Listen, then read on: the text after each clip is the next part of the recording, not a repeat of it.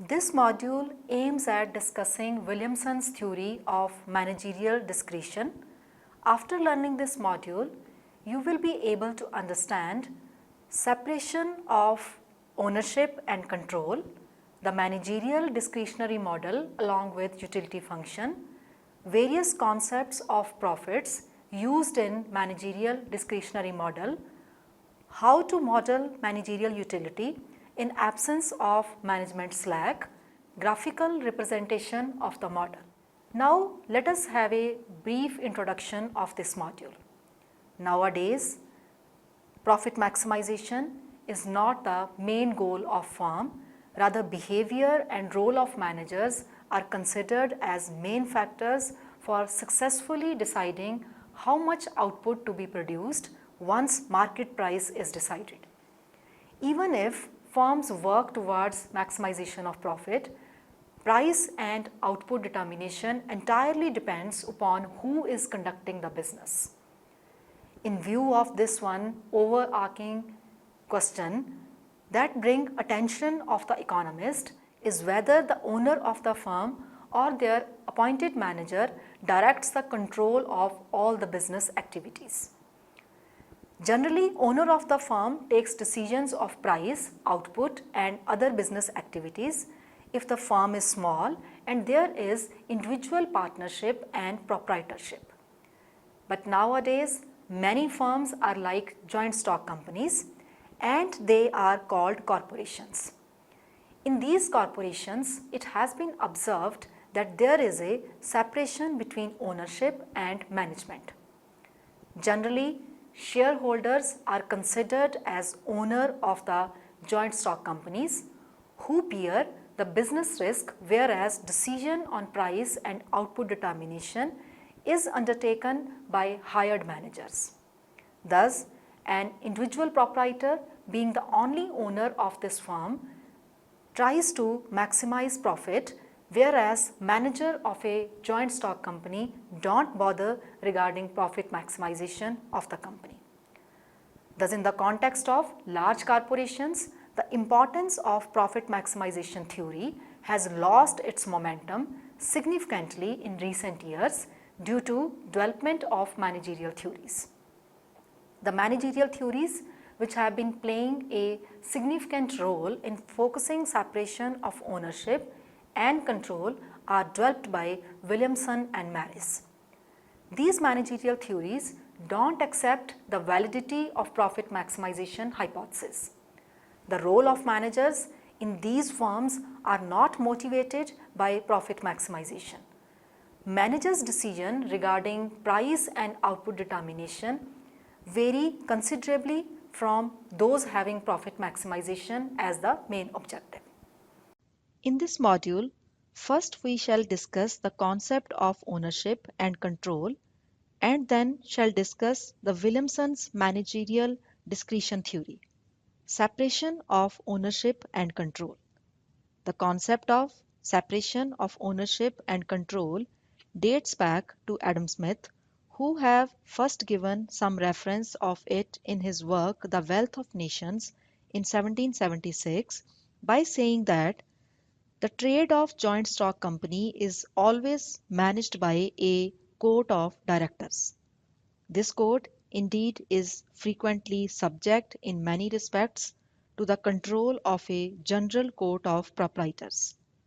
The directors of such companies, however, being the managers rather of other people's money than of their own, it cannot well be expected that they should watch over it with the same anxious vigilance with which the partners in a private carpentry frequently watch over their own. Since then, the separation of ownership and control has been conceptualized by various economists in different contexts.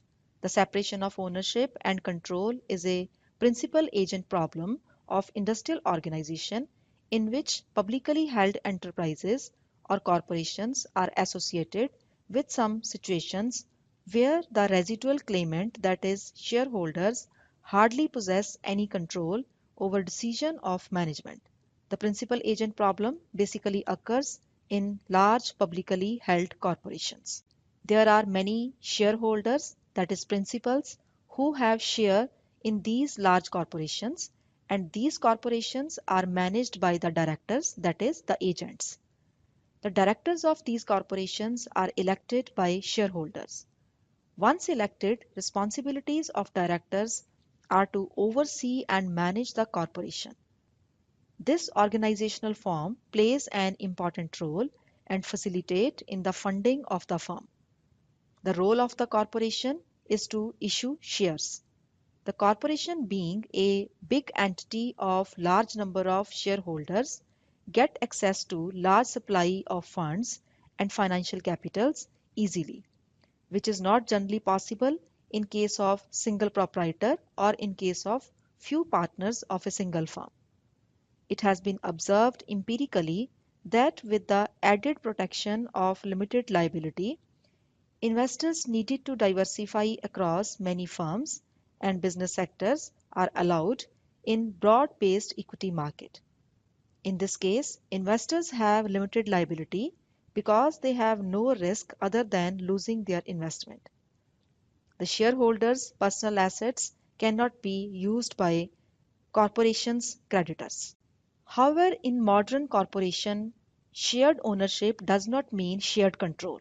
Shareholders in no way are associated with management of modern public corporations.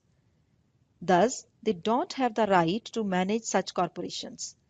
Association of shareholders in day-to-day management decision of large public corporation would be a costly affair.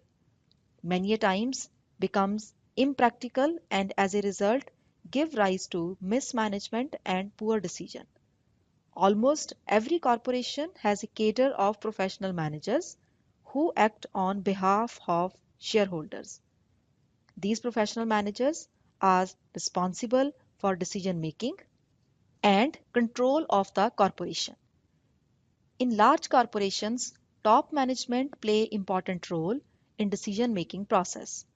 The major problem here is that the shareholders have no control on the management's performance in decision-making process. There are two obstacles that come in way of shareholders in exercising voting power over the top management.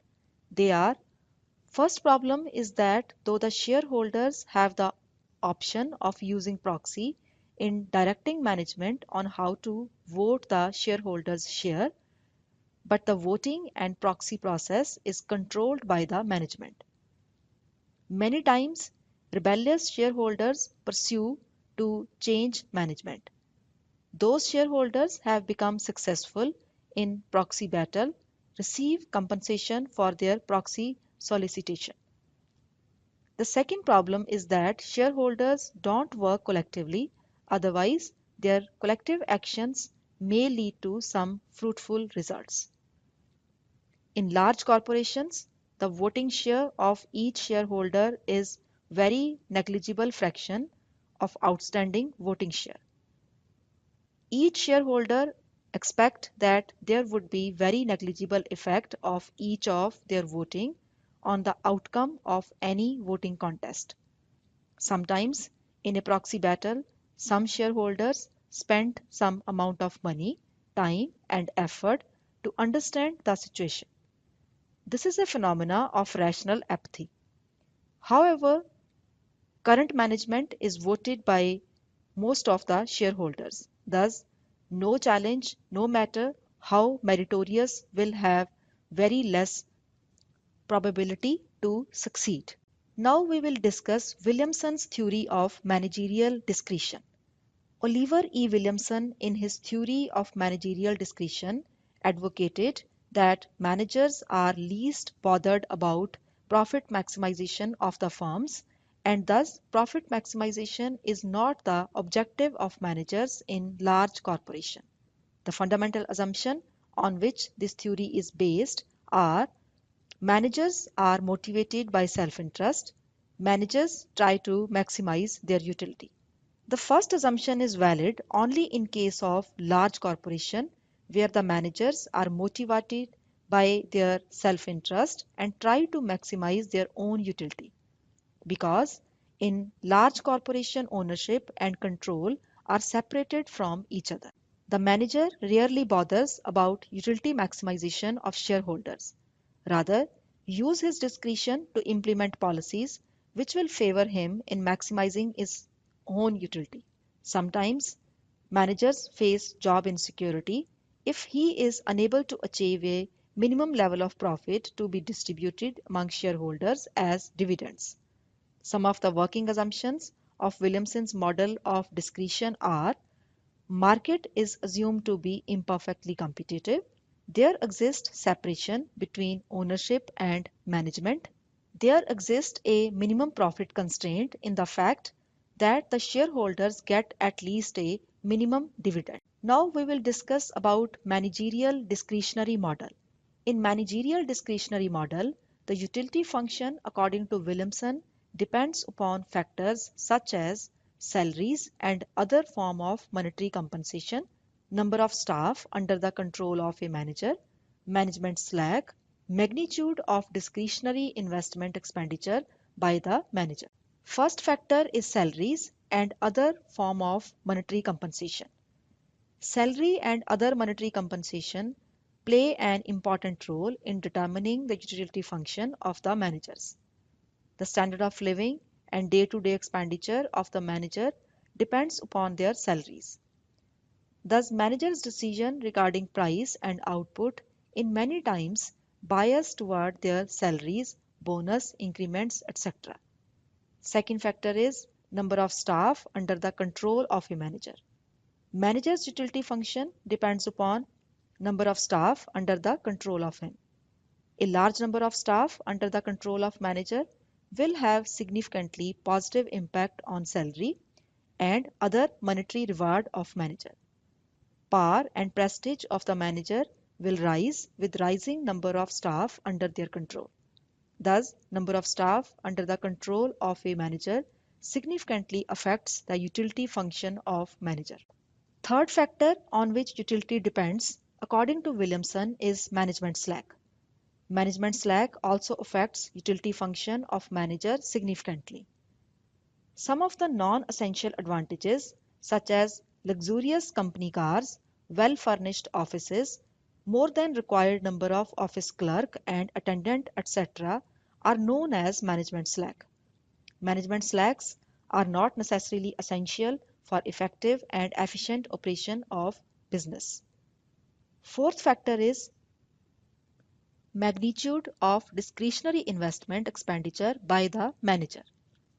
Magnitude of discretionary investment expenditure is the resources that the manager can invest in the plant by using his discretionary power. The command over resources which manager enjoys is the magnitude of discretionary expenditure which manager can utilize as per his discretion. Thus, magnitude of discretionary investment expenditure by the manager plays an important role in determining utility function of the manager.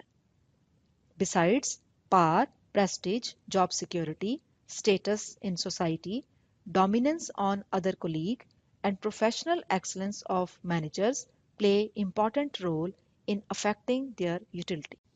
The managerial utility function. As mentioned above, the utility of a manager is affected by factors such as monetary expenditure on the staff, management slack, and discretionary investment.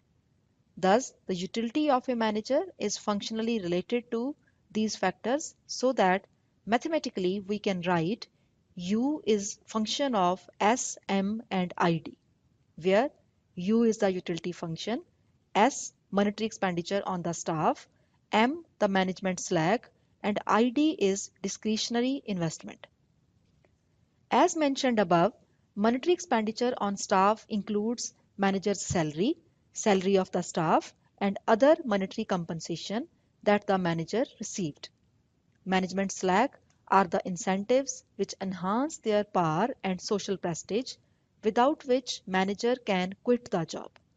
Thus, these are the lavish expenditure that keeps manager always happy in terms, power and prestige. This expenditure includes luxurious vehicles, large expense accounts, lavishly well-furnished office and residential quarter, entertainment expenses, etc. The magnitude of resources that is left at a manager's disposal with his discretion that he can utilize it for investment is discretionary investment. Concepts of profits in the managerial discretionary model. There are various concepts of profit used in Williamson's managerial discretionary model. They are actual profit, reported profit, minimum profit, and discretionary profit. In order to understand Williamson's managerial discretionary model, various concepts of profit need to be understood first. Actual profit in Williamson model is total revenue minus total cost, including staff expenditure. Thus, total revenue less cost of production and staff expenditure is actual profit. Mathematically, we can write pi is equal to R minus C minus S, where R is total revenue, C is cost of production, and S is staff expenditure, while pi is actual profit. Reported profit is reported by the manager, which is controlled at his discretion. It is the actual profit less non-essential managerial expenditure, that is actual profit over and above management slack. This can be written mathematically as pi r is equal to pi minus m, where pi r is reported profit, pi is actual profit, m is management slack. Putting the value of pi in equation 3, we get pi r is equal to r minus c minus s minus m. This equation 4 states that reported profit is the revenue less sum of cost of production, staff expenditure, and management slack. Minimum profit in Williamson model is the acceptable dividend of the shareholders. The amount of profit after tax which the shareholders of the firm accept satisfactorily as dividend is known to Williamson as minimum profit. The shareholders sometimes think of bulk scale of their shares, as a result of which ownership of the firm changes, leaving it to risk of complete takeover. The shareholders have voting rights and can change the top management by using their voting rights if they are unhappy with the activities of the managers. The managers feel insecure about their jobs also. Thus, in order to avoid these situations and to keep shareholders always happy, a minimum amount of profit is given to them as acceptable dividend. In view of this, managers always try to keep reported profit greater than or at least equal to the sum of minimum profit and tax to be paid to the government. The reported profits remain either equal to or greater than the minimum profit plus the taxes, because additional profit after paying out the minimum profit is used to positively affect the managerial utility function. Thus, in Williamson's model, the relationship between reported profit, minimum profit, and tax to be paid to the government can be written mathematically as pi r is greater than equal to pi 0 plus t, where pi r are reported profits, pi 0 is minimum profit, and t is government tax. After minimum profit and tax, the amount left with manager is discretionary profit. This is the entire amount of profit which is left after distributing the minimum profit among the shareholders and payment of government tax. Discretionary profit increases the utility of the managers as they get their emoluments and make discretionary investment out of it. Discretionary profit can be written as pi d is equal to pi minus pi 0 minus t, where pi is the actual profit, pi 0 the minimum profit, t the government tax, and pi d is discretionary profits. In managerial utility function, discretionary investment doesn't enter at discretionary profit. Distinguishing between these two will help us in modeling managerial utility function that need to be maximized with given profit constraint. Discretionary investment can be defined as amount of surplus left with manager over and above the sum of minimum profit and government tax. Discretionary investment is reported as profit less minimum profit and government tax. This is written mathematically as ID is equal to pi r minus pi 0 minus t, where ID is discretionary investment, pi r reported profit, pi 0 minimum profit, and t is government tax. The factor management slack brings the difference between discretionary profit and discretionary investment. This can be derived from equation 6 and equation 7 as follows.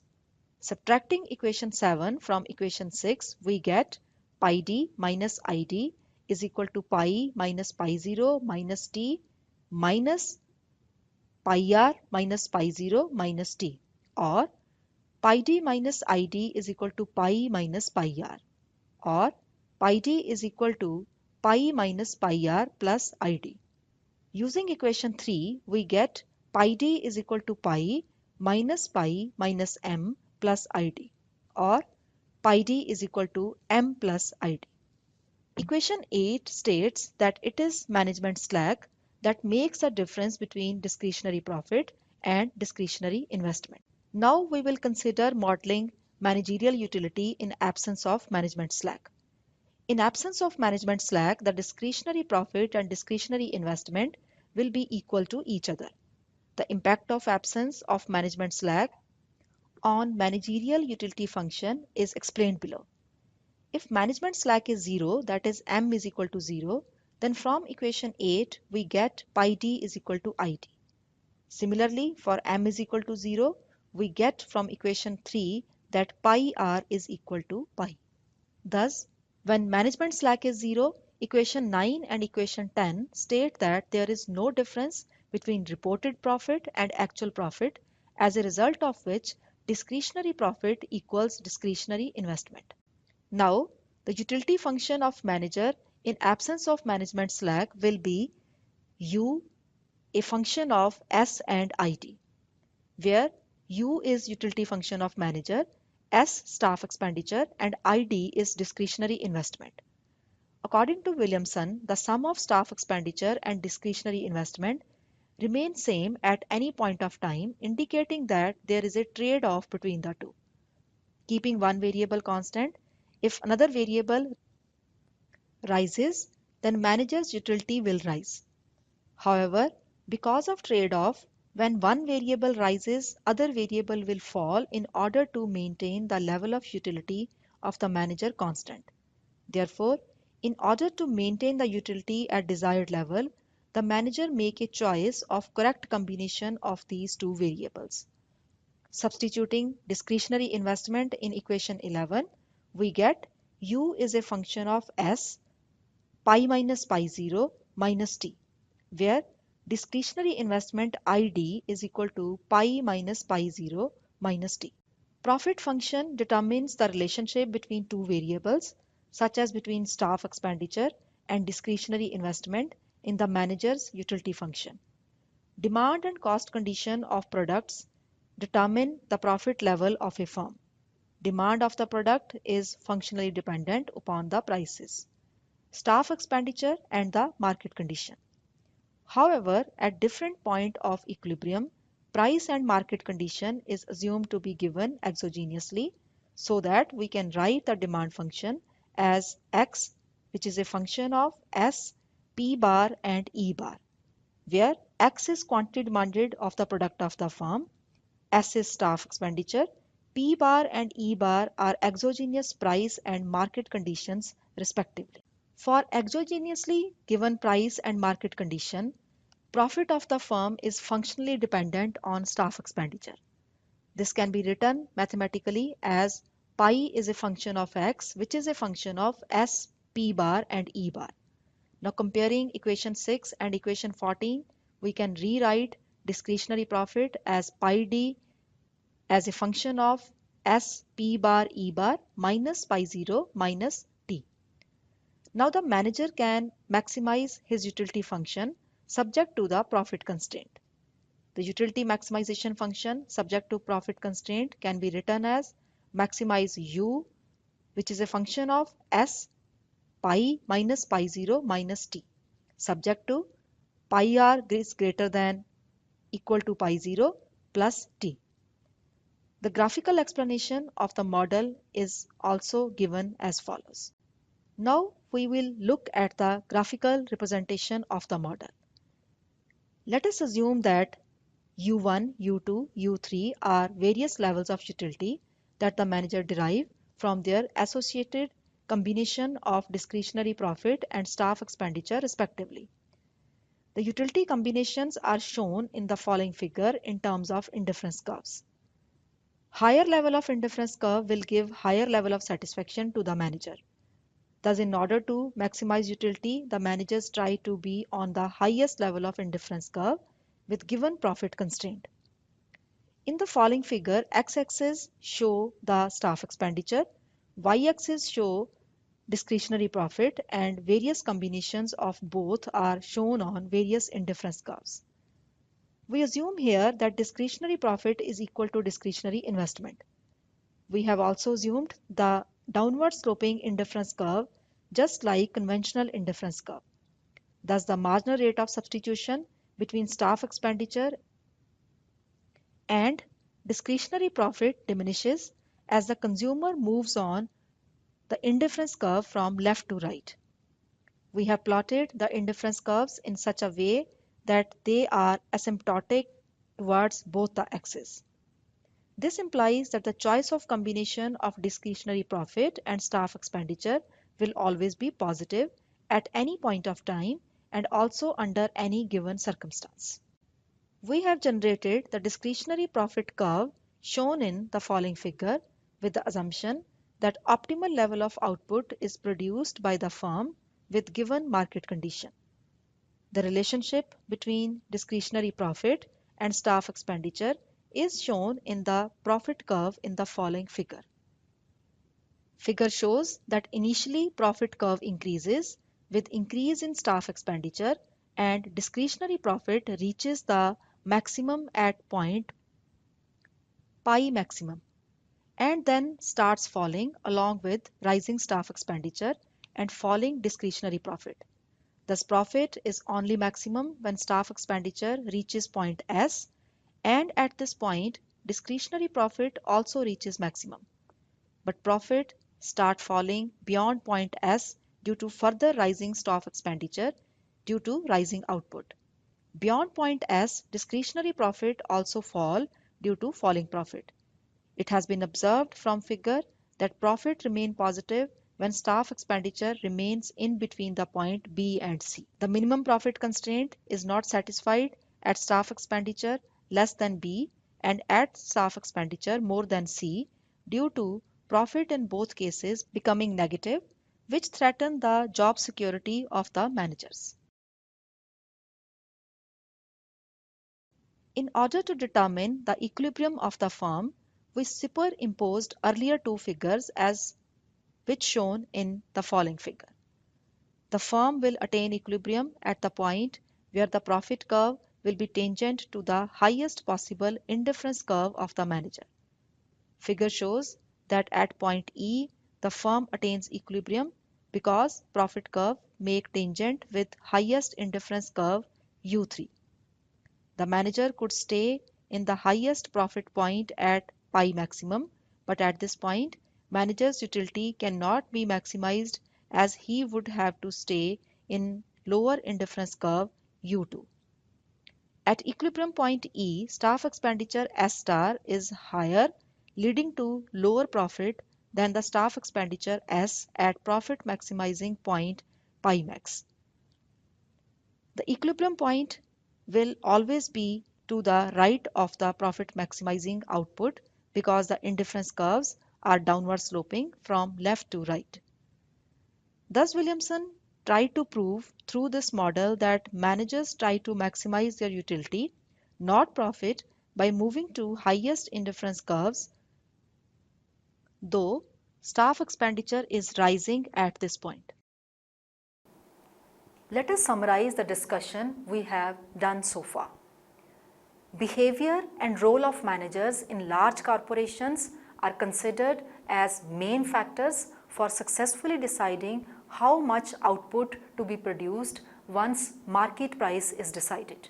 Generally, owner of the firm takes decision of price, output and other business activities if the firm is small and there is individual partnership and proprietorship.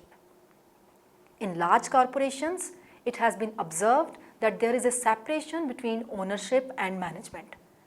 Generally, shareholders are considered as owner of the joint stock companies who bear the business risk, whereas decision on price and output determination is undertaken by hired managers. An individual proprietor, being the only owner of his firm, tries to maximize profit, whereas the manager of a joint stock company don't bother regarding profit maximization of the company. Oliver E. Williamson, in his theory of managerial discretion, advocated that managers are least bothered about profit maximization of the firms, and thus profit maximization is not the objective of managers in large corporation. The utility of a manager is affected by factors such as monetary expenditure on the staff, management, slack and discretionary investment. Actual profit in Williamson model is the total revenue minus total cost, including staff expenditure. Reported profit is the actual profit less non-essential managerial expenditure, that is actual profit over and above the management slack.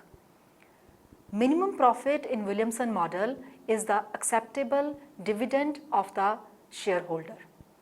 The amount of profit after tax which the shareholders of the firm accept satisfactorily as dividend is known to Williamson's as minimum profit. Minimum profit is the entire amount of profit which is left after distributing the minimum profit among the shareholders and payment of government tax. Discretionary investment is reported profit less minimum profit and government tax. In absence of management slack, the discretionary profit and discretionary investment will be equal to each other. The utility function of manager in absence of management slack will be functionally dependent on staff expenditure and discretionary investment. According to Williamson, the sum of staff expenditure and discretionary investment remains same at any point of time, indicating that there is a trade-off between the two.